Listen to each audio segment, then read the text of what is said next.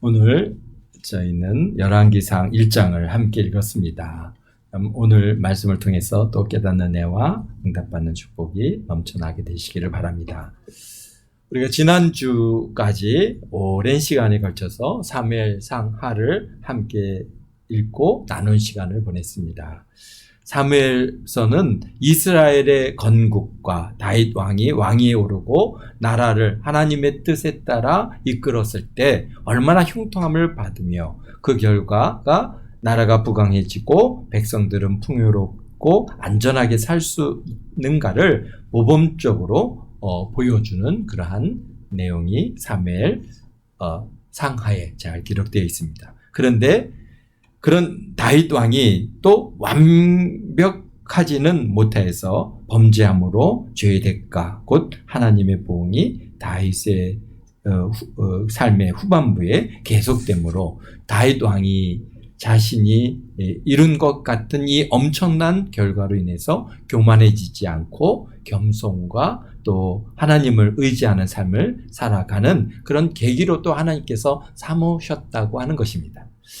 만약에 그가 그러한 참 거듭남의 과정이 없었으면은 아마 뭐 30대 40대를 지나면서 그는 50대에서는 정말 누구 하나 어떻게 감히 가까이 할 수 없을 정도로 교만해지고 좀 거만해졌을 가능성도 많이 있습니다. 그러나 하나님께서는 또 이렇게 바세바의 사건을 통해서 그를 갖다 낮추시고 그래서 겸비하고 겸손하게 그렇게 마지막까지 그런 삶을 이뤄가는 것을 보게 되는 것. 또 그렇게 보면은 야 이것도 참 은혜구나. 그래서 참 은혜가 아닐 수 없는 것입니다. 오늘부터 우리 열왕기서를 갖다 읽어가고자 합니다.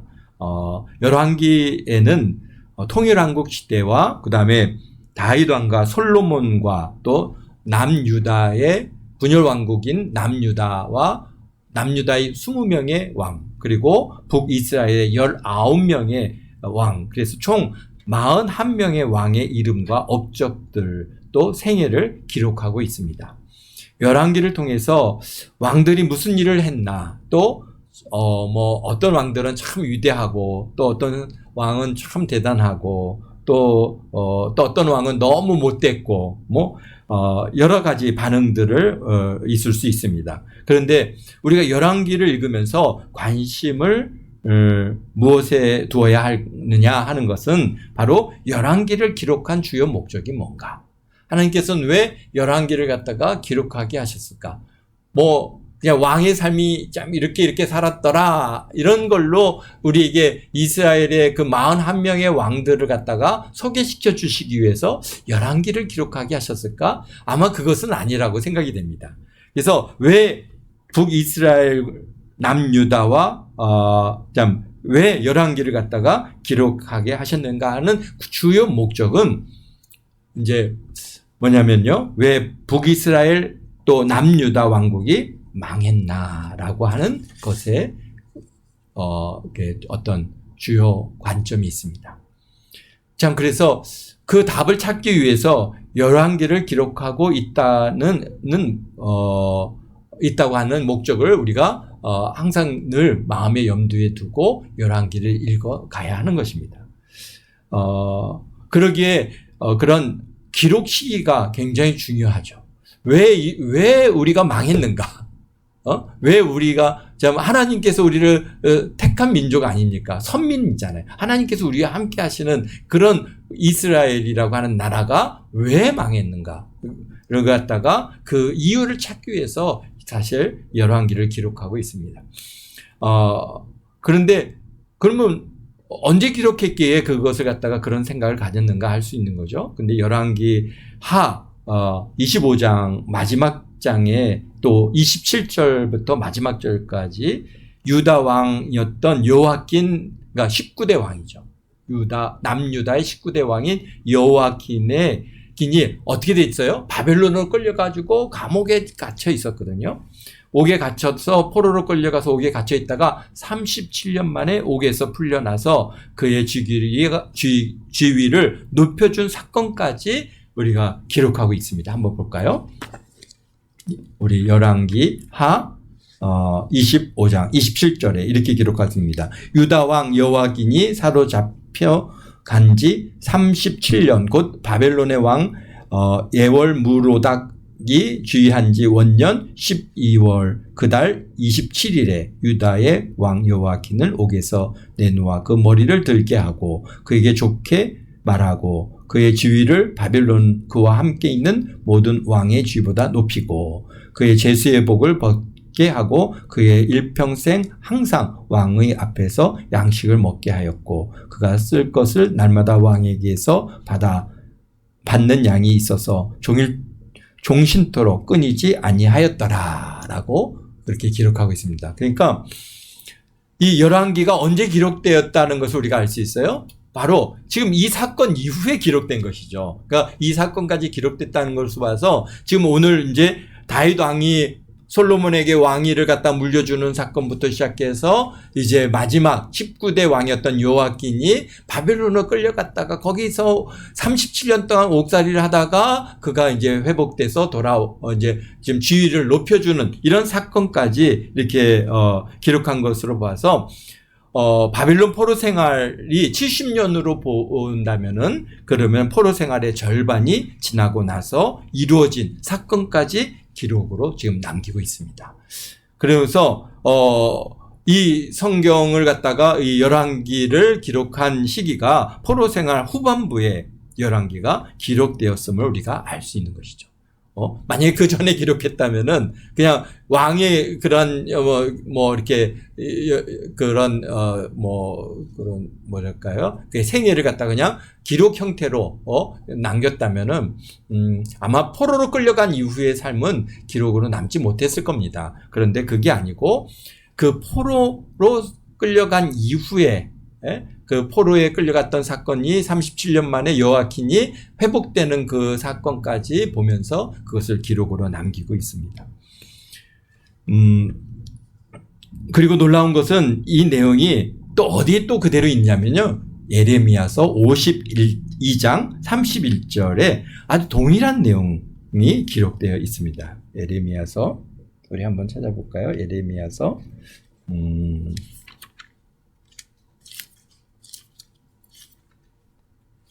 네, 예레미야서는 이사야서 지나서 예레미야서 또 52장 31절에 보면 역시 유다 왕 여호와긴이 사로잡혀 간지 37년 곧 바벨론의 에월모르닥 왕이 주기 원년 12째 달 25째 날 그가 유다의 여호와긴 왕의 머리를 들어주었고 감옥에서 풀어주었더라. 그에게 친절하게 말하고 그 자리 그와 함께 그러니까 굉장히 지금 열왕기 하 25장에 있는 내용하고 예레미야서 52장에 있는 내용이 아주 동일합니다.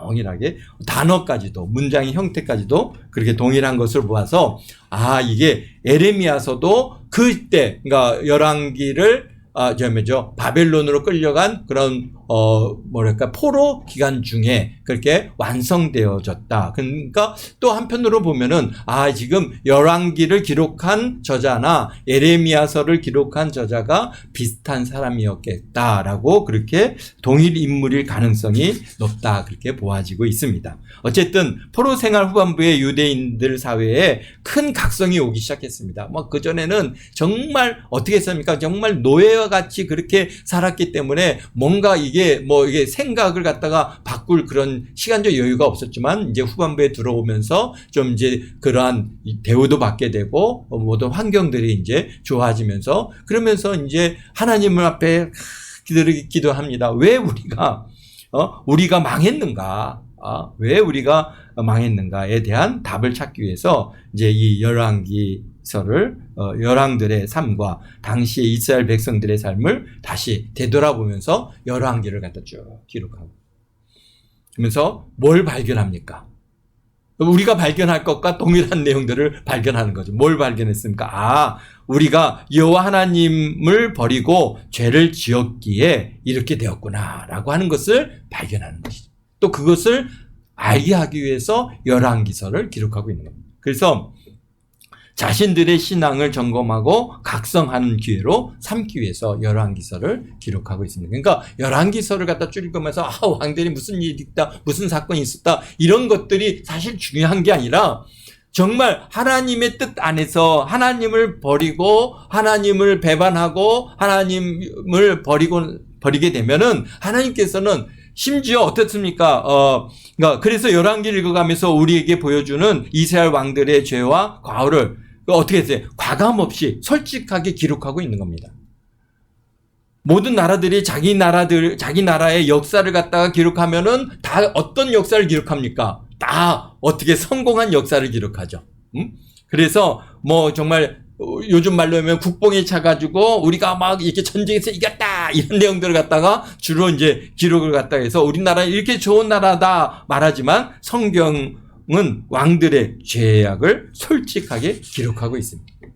이유는 기록 목적이 분명하기 때문입니다. 뭐예요? 우리의 왕들이 하나님을 버리고 여호와의 뜻을 따르지 않으면 우리는 망한다라고 하는 것이죠. 그러니까 하나님을 버리고 여호와의 뜻을 따르지 않으면 우리는 망한다. 비록 아브라함과 이삭과 야곱을 통해서 선택된 민족이라 할지라도 하나님께서 정말 모세를 통해서 출애굽을 시키고 정 어마어마한 놀라운 그 하나님의 살아계심을 40년 동안 함께하지 않았습니까?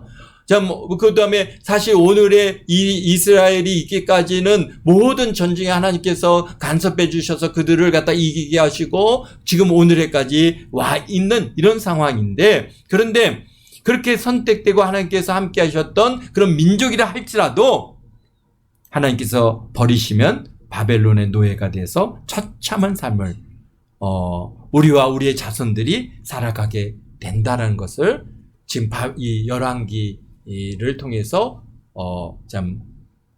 그 시대를 사는 사람들에게도 주는 메시지지만 그런 자손들에게도 봐라.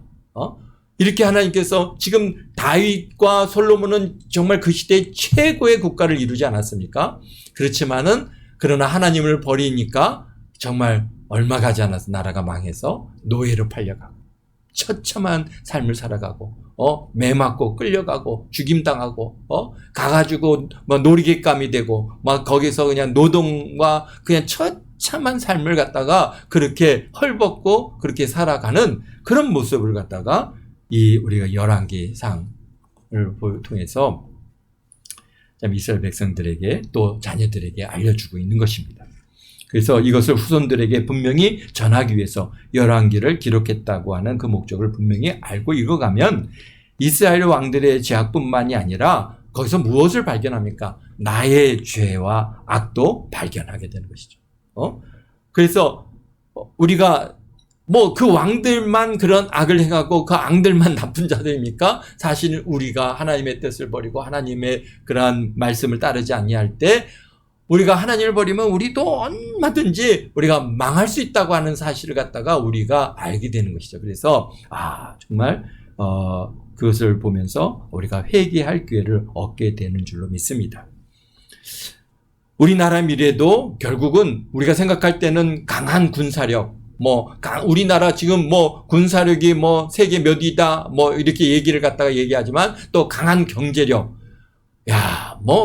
보십시오. 지금 오늘 이 다윗 왕이 솔로몬에게 왕위를 물려줄 때 이 다윗이 이스라엘이라고 하는 나라는 굉장한 군사력과 굉장한 이 경제력을 갖고 있는 당대 최고의 국가였습니다. 그렇지만은 그러나 하나님을 버리니까 하나님의 뜻을 따르지 아니하니까 그 나라도 멸망의 길로 가더라는 것이죠. 그래서 사실 우리 나라와 미래는 어디에 달려 있습니까? 교회와 성도들의 삶에 달려 있다고 하는 사실을 잊지 말아야 되는 것이죠. 우리가 생각할 때는 우리 정치인이 잘못해서 또는 우리 경제인들이 잘못해서 우리 군인들이 다 타락해서 이 나라가 망한다 이렇게 생각하지만은 사실은 그렇지 않습니다. 사실은 하나님께서는 어디에 관심을 갖고 있어요? 이 나라의 이 대한민국의 교회들에게 관심을 갖고 계시고 우리 교회 우리 성도들의 삶이 어떠한가에 관심을 갖고 계신 겁니다. 그래서 우리 하나님의 눈은 바로 우리들을 향하고 있습니다. 그래서 우리가 하나님 앞에 신실하고 하나님의 뜻을 갖다가 우리가 쫓아서 하나님을 갖다 영화롭게 하면 우리 이 땅은 하나님께서 지키시는 것이지, 우리가 지키고 우리가 나가서 뭐 막 외친다고 해서 그것이 이 나라를 갖다가 지켜내는 것이 아니라고 하는 사실을 우리가 잘 알아야 됩니다. 우리가 그래서 이 열왕기를 통해서 우리가 정말 이런 것들을 분명히 알고, 다 어디 있어요? 우리 교회들이 타락되어지면은 하나님께서 버리십니다. 우리 세계 역사를 갖다가 특히 서구 역사를 이렇게 들여다보면은 하나님께서 그 교회가 타락됐을 때 그 아무리 그 좋은 나라라 할지라도 그냥 하루아침에 다 무너져 버리고, 정말 그의 후손들의 삶은 처참해지고 정말 어려움에 빠지는 이런 일들을 갖다가 우리가 2000년에 이 기독교 역사를 통해서 세계사와 이렇게 같이 연결해 보면은 확실하게 그런 것들이 보여지게 되는 것입니다. 그래서 우리가 열왕기 읽어가면서 그래, 하나님께서는 바로 우리를 통해서 이 대한민국을 이끌어가고 계시다고 하는, 그래서 교회가 가장 중요하다라고 하는 사실을 늘 잊지 마시고, 내가 하나님을 잘 섬겨가는 거, 이것은 이 나라를 잘 되게 하는 것이고, 내 후손들이 그 잘된 나라에서 정말 여유로운 삶을 살고 또 참 풍요를 누리며 또 하나님을 잘 섬겨갈 수 있는 그런 삶을 사는 거예요. 우리가 북한을 보십시오. 오늘 낮 예배도 잠깐 했지만 정말 지난 80년 가까운 시간을 갖다가 정말 얼마나 그들이 어떻게 했습니까?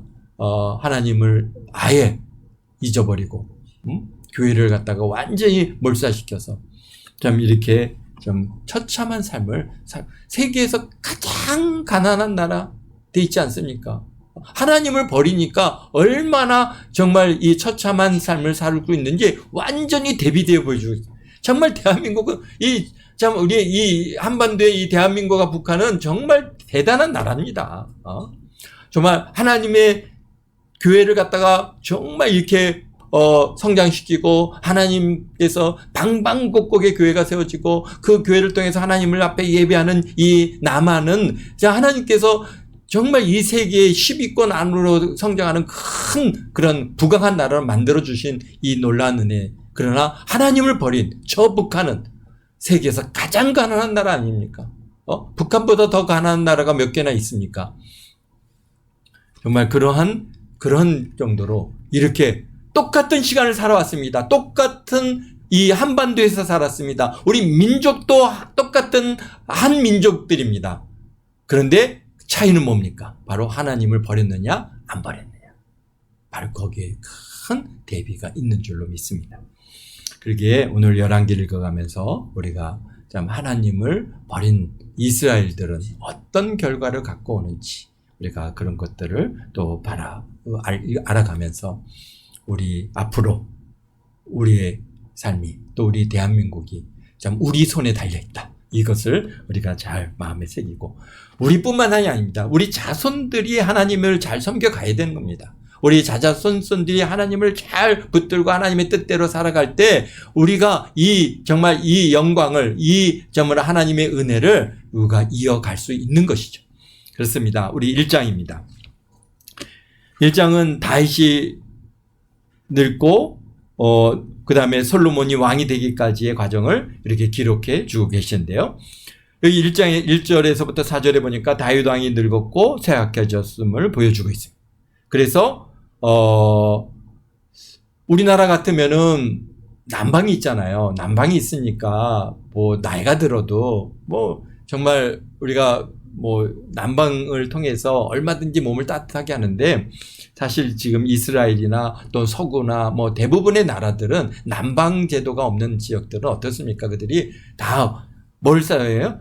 그 침대를 쓰는데 침대에 열을 가할 방법이 없습니다. 그러니까 겨우 그들이 하는 그 방법은 이렇게 고무통에다가 따뜻한 물을 부어가지고 이렇게 갖고 들어가서 그것을 갖다가 이제 통해서 몸을 따뜻하게 하는 그런 정도밖에는 안 되는 참 열악한 상황이죠. 참 그런 게 그러다 보니까 이 다윗이 이제 나이가 들어서 몸이 이제 혈이 잘 도지 않으니까 아무리 저기 침대에 들어가서 뭐 따뜻한 것을 덮고 있어도 몸이 차가워지니까 잠을 잘 이루지 못하는 거예요. 그래서 이 아비삭이라고 하는 여인을 갖다 선발해서 다윗의 잠자리를 따뜻하게 함으로 노년의 수면을 돕는 이런 이야기를 기록하고 있습니다.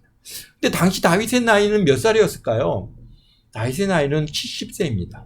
그러니까 70세, 저도 지금 이제 65세 이제 되는데, 현대인으로 보면 훨씬 쇠약한 것 같지 않습니까?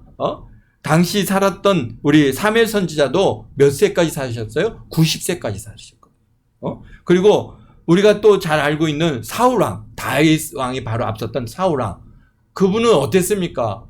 그분은 언제 죽었어요? 70세에서부터 80세 사이에 그분이 이제 이게 죽으셨는데요.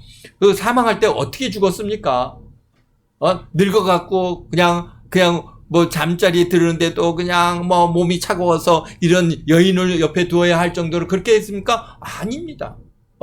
사울왕 어땠습니까? 그 길보아 산에 가서 블레셋과 싸우다가 거기서 전사하지 않았습니까? 그러니까 얼마나 혈기가 있었는지 그 70세가 넘은 그런 노익장이 가서 전쟁터에 나가서 싸울 수 있을 만큼의 그러한 아주 기력을 갖고 있었던 것으로 우리가 보아지는데, 그런데 그에 비하면 다윗은 너무 젊은 나이에 기력이 쇠한 것은 사실 무슨 이유일까 이런 생각이 드는 것이죠. 근데 뭐 다른 이유가 있겠습니까? 젊어서 너무 고생했어요. 그러니까 10대 후반부터 시작해서 20대, 30에 이제 왕위에 오르기까지 또 그냥 어땠습니까? 늘 광야에서 그냥 숲풀에서 또는 뭐 어땠습니까? 사울왕을 피해서 광야에서 생활하고 그 다음에 토굴에 숨어서 생활하고, 그러니까 먹을 것이 제대로 먹었겠습니까? 뭘 제대로 했겠습니까? 그러니까 신체적으로 소모가 굉장히 심했고 또 전쟁이 굉장히 많지 않았습니까? 그러니까 전쟁터에 나가서 전쟁터에 나가면 뭐 편하게 자겠습니까? 그러니까 결국은 70세에 이토록 쇠약해진 것이 그가 얼마나 험악한 삶을 살았는지 우리가 알 수 있습니다. 그래서 다윗이 그러냐면 정말 그 시편에서 자기가 좀 험악한 삶을 살았다고 얘기할 수 있는 그런 이유도 이런 것이죠. 그래서 어쨌든 그렇습니다. 또 5절에서부터 10절에 보면은 이제 네 번째 아들 아도니아가 스스로 왕위에 오르죠.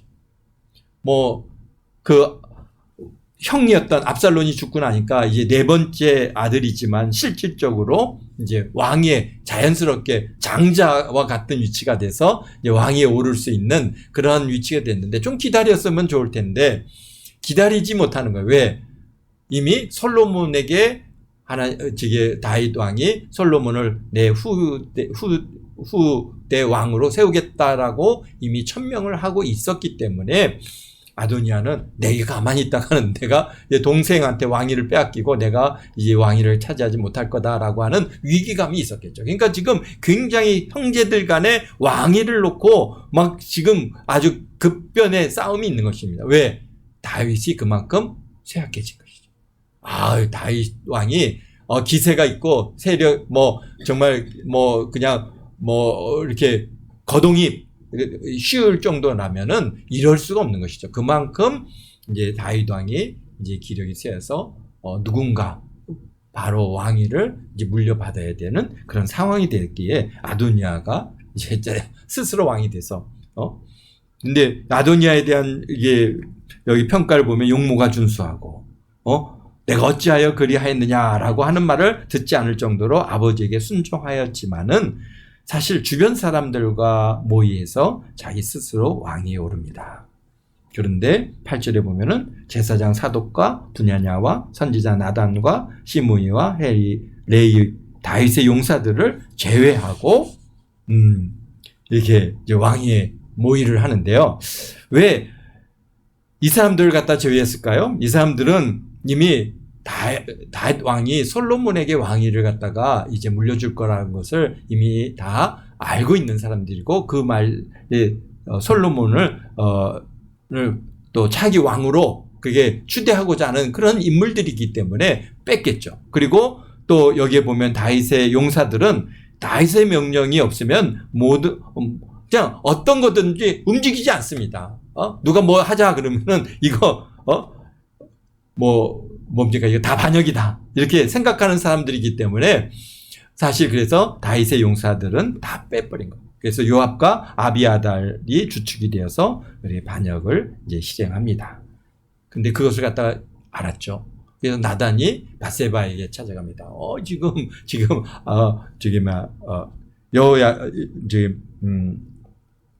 아도니아가 지금 이제 스스로 왕위에 올랐는데 당신 그거 모릅니까? 또 그뿐만 아니라 왕도 그 사실을 모르니 이러다가 잘못하면은 이제 그 솔로몬도 당신도 죽임을 당할 수 있습니다라고 하는 아마 그런 위기감을 갖다가 탁 불어넣으니까 이 밧세바가 그럼 어떻게 하면 돼요? 그랬더니 빨리 왕에게 잘하십시오. 가서 이 얘기를 갖다가 전하면 내가 뒤에 들어가서 그 말한 것을 갖다가 확증하게 주겠습니다. 그러니까 이제 밧세바가 다윗 왕이 가서 왕이요 왕께서 우리 아들 솔로몬을 갖다가 차기 왕으로 세우기로 나에게 약정해 주시는데 어찌해서 아도니아가 왕이 올랐습니까?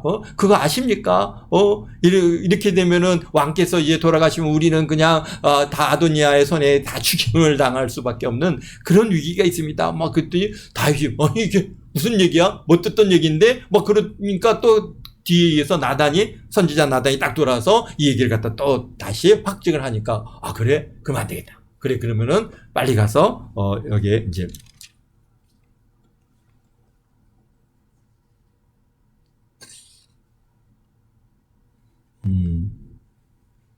우리 28절서부터 40절에 보면은 이제 다윗이 제사장 사독과 선지자 나단과 여호야다의 아들 분이야를 갖다가 내 앞에 부르라. 그리고는 이제 뭡니까? 왕의 노새를 주고 그리고 기온샘으로 내려가서 거기서 이 솔로몬에게 기름 부어서 왕으로 세우라. 다 그랬어요. 그러니까 이제 뭡니까? 이제 솔로몬을 데리고 왕의 노새에 태우고 그리고 기온샘으로 내려가서 거기서 이제 어떻게 합니까? 제사장 사독과 선지자 나단과 여호야다의 아들 분야가 이제 솔로몬에게 기름을 부어서 왕으로 세고 왕이세요. 만세수 하십소서. 만세 우리가 이렇게 이제 지금 왕으로서의 즉위를 외치고 그리고 이제 기온센에서 이제 올라와서 왕위에 딱 솔로몬을 갖다가 왕자에 딱 앉히고 거기서 온 백성들이 다 같이 솔로몬 왕 만세! 솔로몬 왕 만세! 하니까 그 소리가 어디까지 들린 거예요? 여기에 그 아도니아가 모여서 그렇게 스스로 내가 왕이다! 이렇게 했던 그 잔치자리까지 그런 소리가 들리는 거야. 막 뿔나팔을 불고 막 백성들이 솔로몬 왕 만세! 만세! 하니까 그러니까 이게 도대체 무슨 얘기냐? 왜 무슨 이런 소란이 있느냐라고 할 때 이제 요나단이 거기에 와서 이런 일이었습니다. 그러면서 이제 다윗 왕께서 그것을 인정했고 다윗 왕도 그 침상에서 일어나서 솔로몬을 향해서 절했습니다. 그래서 여기 보니까 40절에 이르되 47절입니다. 왕의 신하들도 와서 우리 주 다윗의 왕에게 축복하여 이르되 왕의 하나님이 솔로몬의 이름을 왕의 이름보다 더 아름답게 하시고 그의 왕의 위보다 더 크게 하시기를 원하나이다 하며 왕이 침상에서 몸을 굽혔다라고 그렇게 인정했다는 겁니다. 그러니까 이제 큰일 났죠. 이제는 완전히 솔로몬이 왕위에 오른 거니까 이제 아도니아가 이제 이거 큰일 났다. 이제 반역 역성을 한 거잖아요. 그러니까 쫓아가서 어디를 갑니까? 재단에 가서 재단 뿔을 딱 잡는 겁니다. 재단 뿔을 잡으니까 또 누가 가서 아도니아가 여기